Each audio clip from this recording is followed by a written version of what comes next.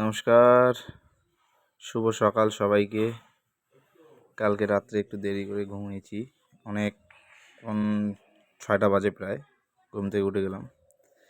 আমার ঘরের পিছনে যে জানালাটা খুললেই একটা ছোট্ট বাগান আছে। বাগানটা কাটার পর এখনও নতুন করে কুশি ছাড়ে নেই। এটা দেখার পর আমি ব্রাশ করা শুরু করলাম, ব্রাশ করে নেব। আর প্রচণ্ড গরম পড়েছে এদিকে, সকাল 7টা বাজে, তাই যে রৌদ্রুর তাপ অনেকটা, গরমকালে অনেক রৌদ্র, আজকেও অনেক গরম হবে। এবং সকালবেলা আমি চিড়া, মুড়ি, একটু দই আর মেলার থেকে জিলাপি আনছি, এটা খাবো। কারণ আমাদের সকালে চা মুড়ি লাগে। তার মধ্যে আমাদের বাড়িতে আমাদের পাশের বাড়ির গলু চলে আসলো। গলু এসে আমার কোলে থাকছে না, তাও আমি জোর করে ওকে নিলাম। ও খুব বিরক্তি হচ্ছে, গরু করে আমাকে নামাই দাও।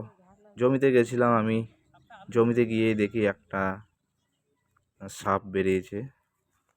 সেটা দেখার পর আমি আবার ওইদিকে জমিগুলোতে চলে গেলাম, যেদিকে জমিগুলো আমাদের অনেক দিন থেকে যাওয়া হয় না, ওদিকে আমি গেলাম। আর রৌদ্রুতে অনেক রৌদ্র লাগছে, আর সবাই এখানে ছাগল আনছে।